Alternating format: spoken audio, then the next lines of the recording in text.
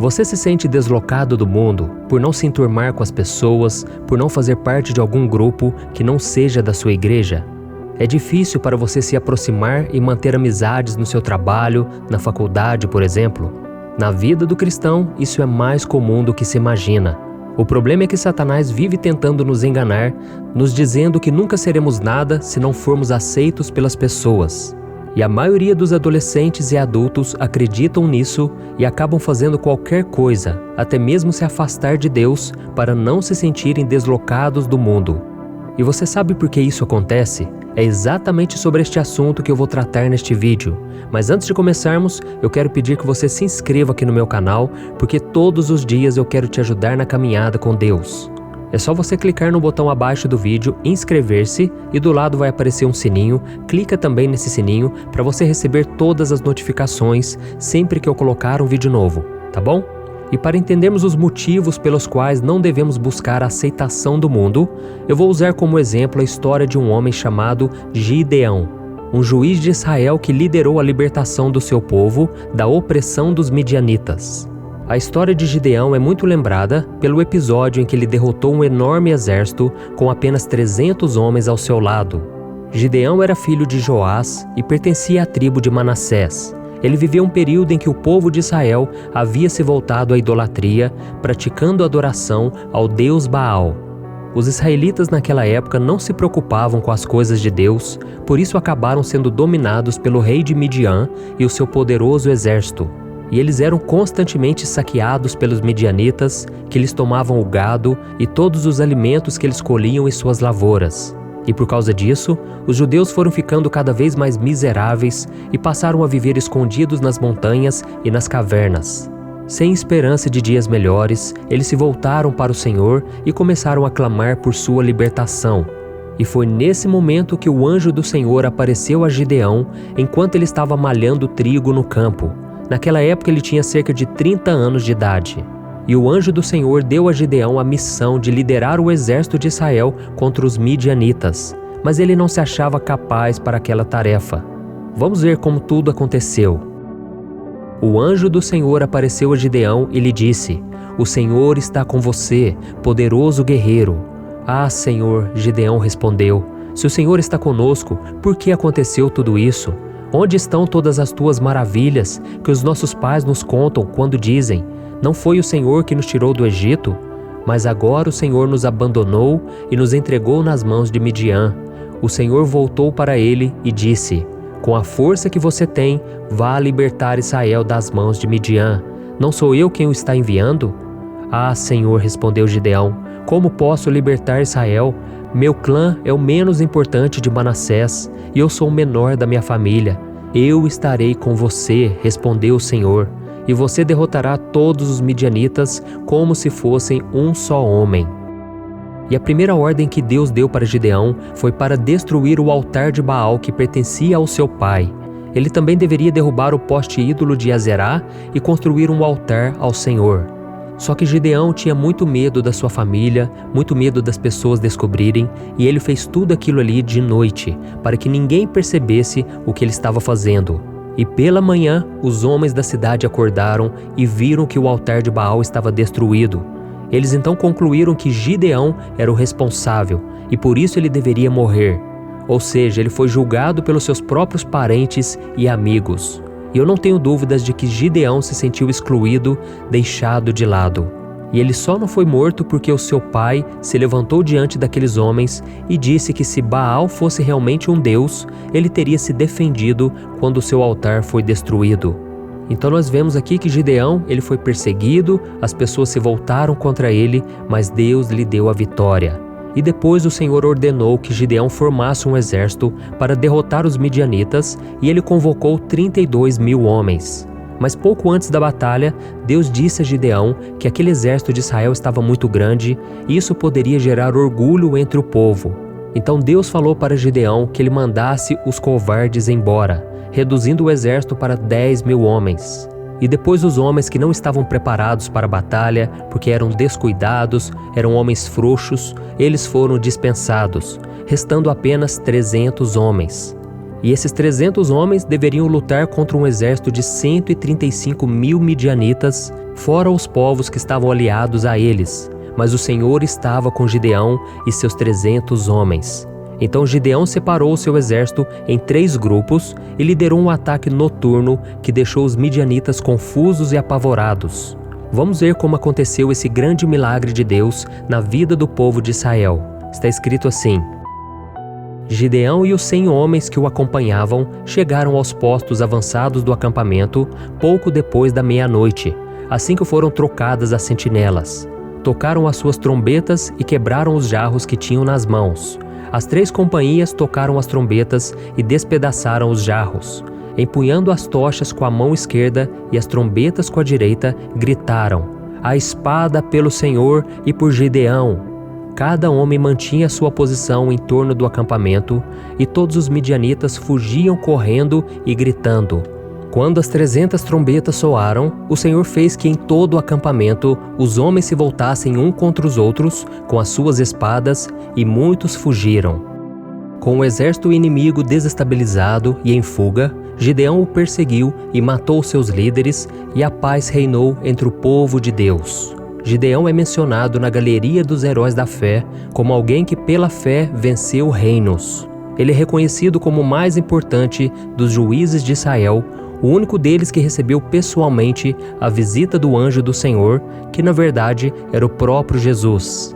Gideão, que se considerava o menor de todos, liderou Israel por 40 anos, e durante todo o restante da sua vida houve paz.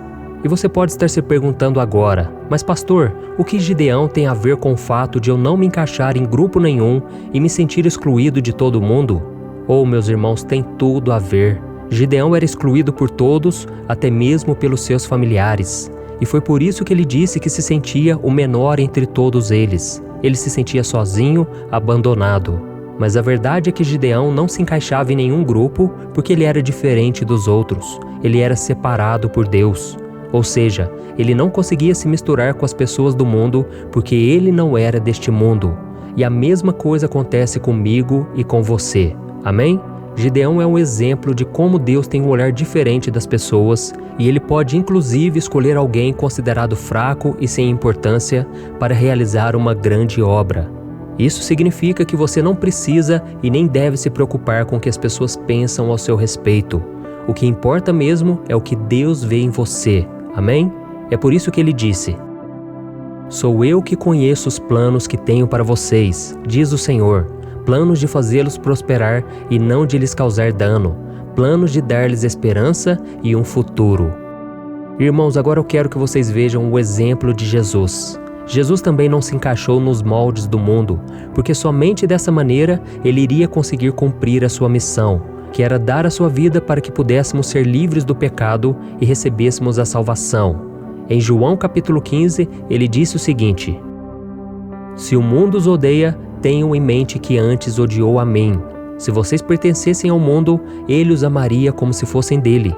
Todavia, vocês não são do mundo, mas eu os escolhi, tirando-os do mundo. Por isso o mundo os odeia. Lembre-se das palavras que eu lhes disse: nenhum escravo é maior do que o seu senhor. Se me perseguiram, também perseguirão vocês. Se obedeceram à minha palavra, também obedecerão a de vocês. Tratarão assim vocês por causa do meu nome, pois não conhecem aquele que me enviou." Oh, meus irmãos, o motivo pelo qual você não se encaixa neste mundo é porque Deus não quer que você se encaixe. Ele está tentando te separar dessas pessoas porque Ele sabe que só assim você poderá cumprir o seu chamado. Glória a Deus! E para te mostrar por que nós devemos ser diferentes das pessoas do mundo, eu vou te contar uma última história, a história em que Jesus ressuscita a filha de Lázaro. Em Marcos capítulo 5, conta que Jesus estava chegando na cidade de Cafarnaum. E quando ele chegou naquela cidade, as pessoas se juntaram à sua volta. Então Jairo se aproximou de Jesus e pediu que ele curasse a sua filha. Jairo era o chefe da sinagoga, ou seja, um homem muito importante entre as autoridades religiosas daquele povo. E a Bíblia diz que Jesus foi então à casa de Jairo, com a multidão o cercando por todos os lados. E no meio do caminho, uma mulher que sofria com uma hemorragia há vários anos, recebeu seu milagre depois de tocar no manto do Senhor. Aquela mulher foi curada naquele mesmo instante. mas ela acabou interferindo no percurso de Jesus até a casa de Jairo, e durante esse atraso, a filha dele acabou morrendo. Então algumas pessoas vieram correndo até Jairo para dar essa notícia tão triste. Veja o que eles disseram: "Sua filha morreu, não incomodes mais o mestre." Ouvindo isso, Jesus disse a Jairo: "Não tenha medo, tão somente creia e ela será curada." Então eles seguiram até a casa daquele homem, e aí nós chegamos ao ponto que mais nos interessa. No versículo seguinte, diz que quando Jesus chegou à casa de Jairo, ele não deixou ninguém entrar com ele, a não ser Pedro, Tiago e João, e os pais da criança. E veja o que aconteceu em seguida. Enquanto isso, todo o povo estava se lamentando e chorando por ela. "Não chorem", disse Jesus. "Ela não está morta, mas dorme." Todos começaram a rir dele, pois sabiam que ela estava morta. Mas ele a tomou pela mão e disse: "Menina, levante-se." O espírito dela voltou e ela se levantou imediatamente. Então Jesus lhes ordenou que lhe dessem de comer. Os pais dela ficaram maravilhados, mas ele lhes ordenou que não contassem a ninguém o que tinha acontecido. Irmãos, Jesus não permitiu que aquelas pessoas entrassem na casa de Jairo, porque ele sabia que elas não tinham a mesma fé em Deus que ele tinha. O povo só se aglomerou ali porque ele estava curioso para ver o que Jesus iria fazer e não porque acreditavam que o milagre aconteceria.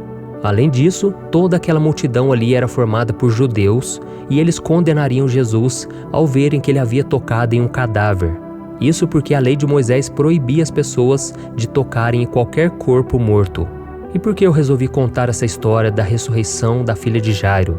É para te mostrar que Jesus era diferente daquele povo. Ele não se encaixava naquele grupo, mesmo nascendo na mesma terra e crescendo debaixo da mesma lei.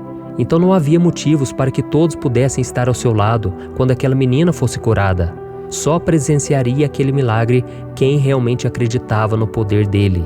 E a mesma coisa pode acontecer na sua vida. Deus pode estar querendo fazer coisas através de você, mas Ele está esperando você se desconectar das coisas do mundo para Ele poder agir. Amém? O Senhor não vai te obrigar a fazer nada. Deus é tão bom, irmãos, que Ele não impõe nenhuma condição. Ele apenas se coloca à nossa disposição para que nós o escolhamos como Senhor e Salvador de nossas vidas. E diante disso tudo nos resta duas escolhas. Ou nós nos encaixamos na vontade de Deus e seguimos os seus planos, ou vamos tentar nos encaixar às coisas do mundo e às pessoas do mundo. Só que fazer as duas coisas é impossível, porque o próprio Jesus disse que é impossível servir a dois senhores.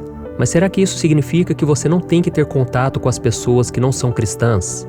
Não, não é nada disso. A Bíblia diz que nós devemos ser a luz do mundo e o sal desta terra. Ou seja, nós temos que usar a nossa vida e o nosso testemunho para levar o Evangelho de Cristo a quem está perdido e precisa ser salvo. Mas isso não nos dá o direito de sermos como eles, de agir e de se comportar com eles. Entendeu a diferença? Então, meus irmãos, se você se sente excluído, rejeitado e menosprezado por alguns grupos de pessoas, não fique triste com isso, porque Deus quer que você se mantenha firme no propósito para que Ele possa te usar e abençoar essas pessoas através da sua vida. E um contato mais próximo, mais íntimo, poderia te tirar dos caminhos do Senhor e te afastar dos planos que Ele tem para você, ok? E tem mais, Deus sempre vai colocar as pessoas certas no seu caminho. Pessoas que vão orar por você, que vão te aconselhar, te ajudar quando você precisar. E Ele também vai colocar gente no seu caminho que será abençoada e terá a vida transformada através da sua. Então, meu irmão, continue firme com Deus, fique em paz, porque você só vai ser excluído ou deixado de lado dos lugares em que você não precisa ficar. Amém? Eu sou o pastor Antônio Júnior, eu espero que você tenha gostado dessa mensagem e agora eu peço que você compartilhe, envie nos grupos de WhatsApp, convide seus amigos e familiares para ouvir as mensagens que eu trago aqui todos os dias, tá bom? Que Deus te abençoe e eu te espero no próximo vídeo. Um grande abraço.